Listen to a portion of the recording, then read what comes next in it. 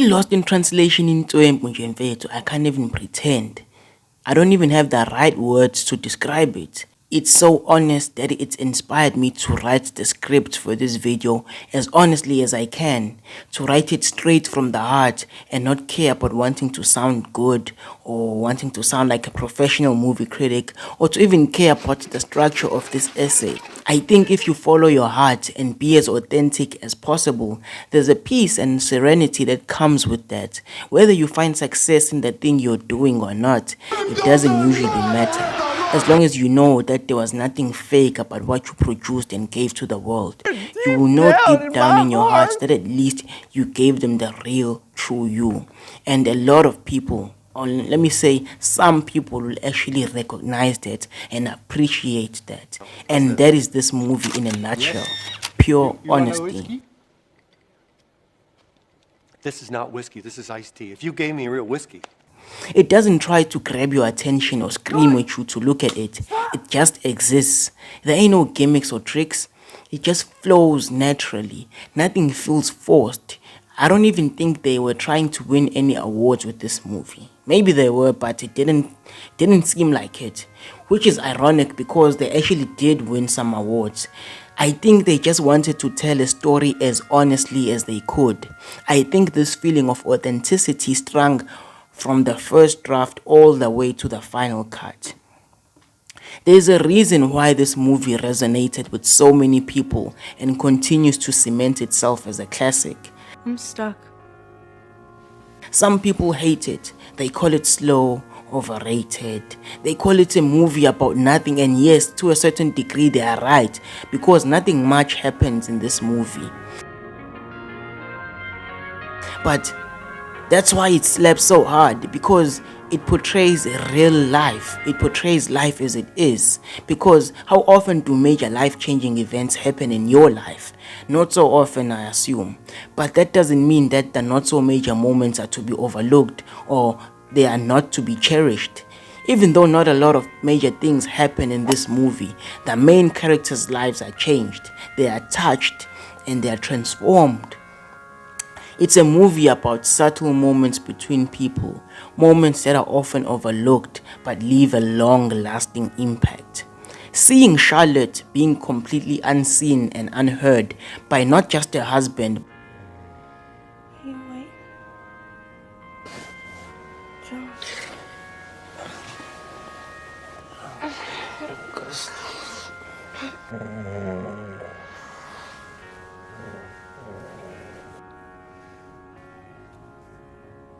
but also her friend over the phone, even after trying to reach out. Hey, Oh my god, how's Tokyo? it's great here. It's really great. I don't know who I married. Can you wait a second? Just hold on, I'll be right back. Okay, sure. What were you saying? Nothing. It's okay. I'll call you later, okay? Okay, have the best time, you know? Just call me when you get back, okay? Bye. Bye. Love you. It made me feel lonely. It made me look at myself and ask if I was there for my girlfriend. But then I remembered that I no longer have a girlfriend. But these subtle moments made me think back to all the times I dismissed and neglected her when I still had her. The times I took her for granted, all the times I expected her to be fine just because I was providing for her financially. $13,000 a month. What more do you want from me? Same as Charlotte's husband, he was providing financially, but he lacked all the other things, all the chances she gave me. It made me realize that working all the time, even if it's for the people you love, is not enough. Those people want you as well, not just your money. They want your time, your attention, your affection, your love, your grace, and everything else. If you neglect them, you push them into the arms of another, and then you will complain that they took all your money and they left with someone else, but you were neglecting all those other parts of their lives. Which is what happened to Charlotte. Because her husband was too busy working and entertaining dumb blondes, she didn't divorce her husband, but she made friends with Mr. Bob Harris. Mr. Bob Harris. Mr. Bob Harris was also being neglected by his wife. And this doesn't need me to be there. As much as it sometimes sounded like Mr. Bob's wife cared for him, she most of the time made him feel like he was a failure or just not doing enough. She cared about very material stuff. She didn't care about Bob himself. She sometimes sounded like she didn't need Bob but only needed his money. This dehumanized him. It made him feel unwanted and unloved and used. It pushed him also into the arms of another. But unlike Charlotte, Mr. Bob Harris ended up sleeping with another woman, even though at first he had passed the opportunity to do so, but later on he caved in and slept with that singer. It really broke my heart when Bob tried to express how he'd now like to start taking care of his health and start eating better food and just taking care of himself. I just want to get healthy. I want to take better care of myself. I would like to start eating healthier. I don't want all that pasta. I would like to start eating like Japanese food. The wife just snapped at him. Well, why don't you just stay there? You can have it every day. That really broke my heart, and it brought back some sad memories. It's so sad when you're trying to express yourself to someone and someone actually makes you feel guilty for trying to do that. I want somebody to pay a little attention to me. I want a little respect. I want somebody to take care of me for a change. Huh? How about that?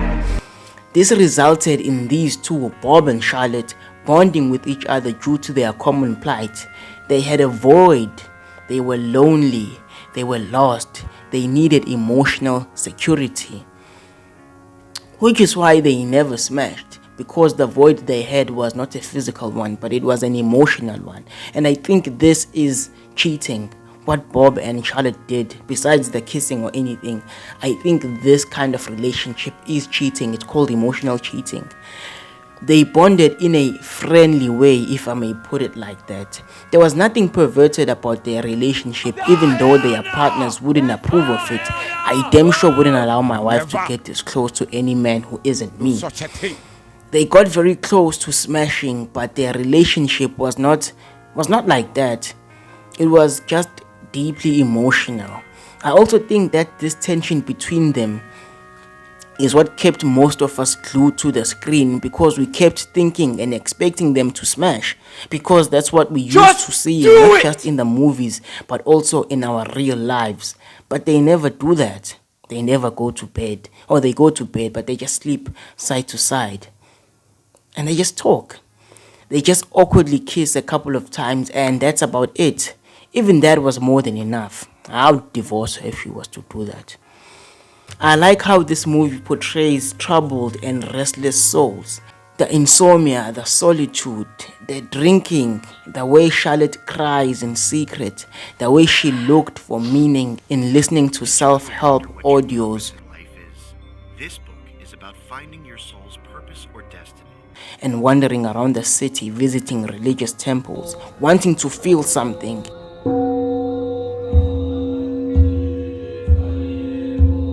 It also reminded us that the thing we want the most may not make us happy once we get it. The void may still be there. Bob had it all. He was rich, famous. He just wanted to be needed by someone for who he is, not what he had to offer. Charlotte was young and married to a successful man. She didn't have much to worry about, but she still yearned for something deeper, something more connecting, That's why she went to church and did all of that. She just needed someone to talk to, and to be honest, this is how infidelity starts.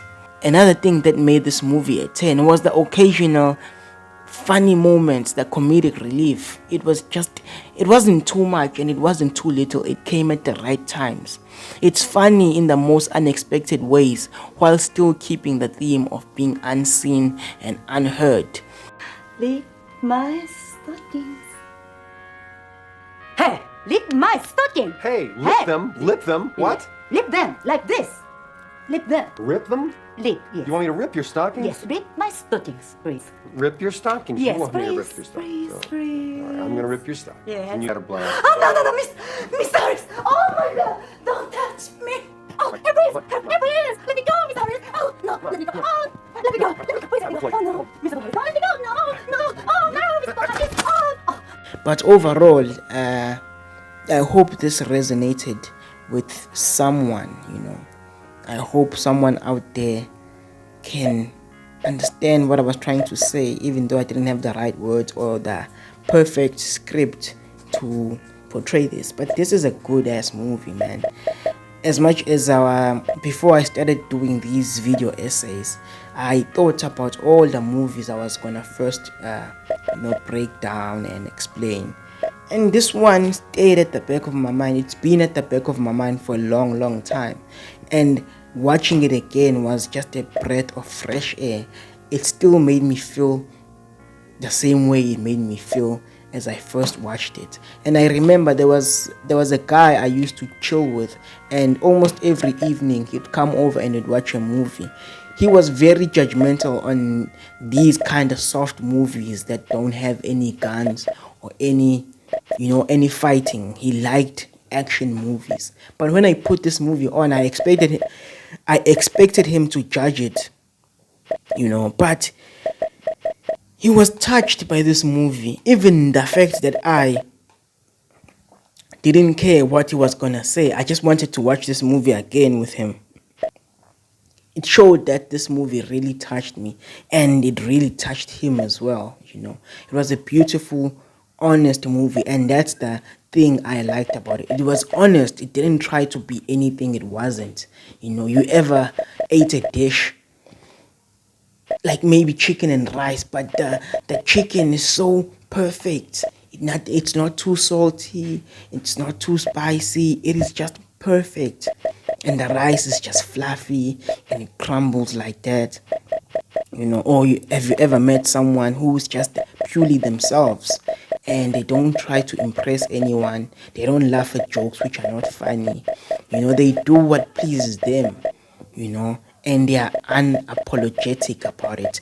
This is this movie in a nutshell. I hope if you haven't watched it, man, just go watch it, bruh. Put your phone down, watch this movie, and thank you for watching my video. Please like and subscribe. Thank you.